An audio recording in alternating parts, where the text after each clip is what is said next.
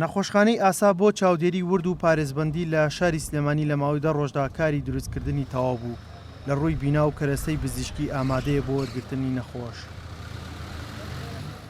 نەخۆشخانەی ئاسا سەر بە دەستگای تەندروستی پێشمەرگەی و لە بەرواری 27 دوای 2020 دەست بە دروستکردنی کرا و 65 قەروێڵەی تێدا دانرا و لەو ڕێگەیەوە دەیانەوێت خزمەتی زیاتری سێکتەری تەندروستی و هاوڵاتیان بکەن.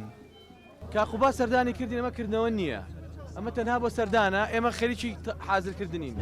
لە ماوەی دوسێ ڕۆژی داهاتوە کارەکان هەمووی تەواو بێ لەگەڵ دکتۆر سەباح حاوا تەنسیقمان کردو بەیەکەوە یەک سەحە، یەک قەراری مەرکەزی، یەک بڕیاری مەرکەزی لەسەرەوە دێتە خوارەوە، هەمومان پابەند دەبین بۆ بڕیارانەوە کە لە ئەنجومەن و وەزیران وەزاری تەندروستیەوە دێت بۆ ڕێگریکردن لە بڵاوبوونەوەی کۆرۆنا.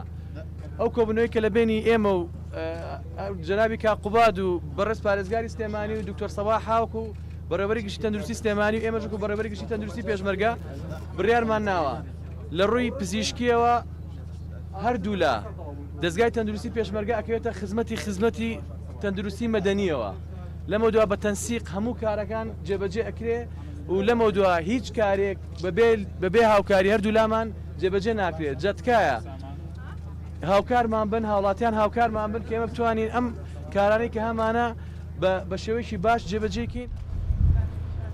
نەخۆشخانەکە لەسەر ئەرکی کۆمەڵێک خێرخواز دروستکراوە و لە سەرەتاوا بڕیار بوو 30 قەروێڵەیی بێت، بەڵام لە درێژەی هەوڵەکان بۆ 65 قەروێڵە زیاد کرا. مرۆڤ مەبەستی بێ هەشت شتێکی بێ ئەیکا، هەشت شتێکە لە لای خەڵک قورس بێ مرۆڤ ئەگەر مەبەستی بێ ئەیکا. ئێمە ئەمەمان سەلمان بۆ دنیا کە ئەتوانین لە 10 ڕۆژە خەستەخانەیەکی 65 قەروێڵەیی تەواو بکەین لە مەسافەی 10 ڕۆژە. ئەلحەمدوللا تەواو بوو بە گەورەیەتی ئەو دۆستانەمان کە پاڵپشتیان کردین هێزیان پێبەخشین، ئەلحەمدوللا تەواو بوو.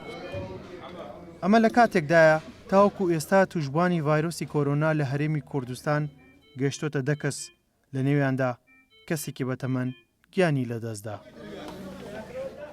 نەخۆشخانەی ئاسا یەکێک لە مۆدێلترین و تازەترین نەخۆشخانەکانی هەرێمی کوردستان کە ئەمڕۆ لەلایەن دەستگای تەندروستی پێشمەرگە و خێرخوازان ئامادە و سازە بۆ ڕوبەڕوونەوەی ڤایرۆسی کۆرۆنا. بەوتەی بزیشکان کارێکی ناوازەیە. ئەحمەد ئیسماعیل گەلی کوردستان، سلێمانی.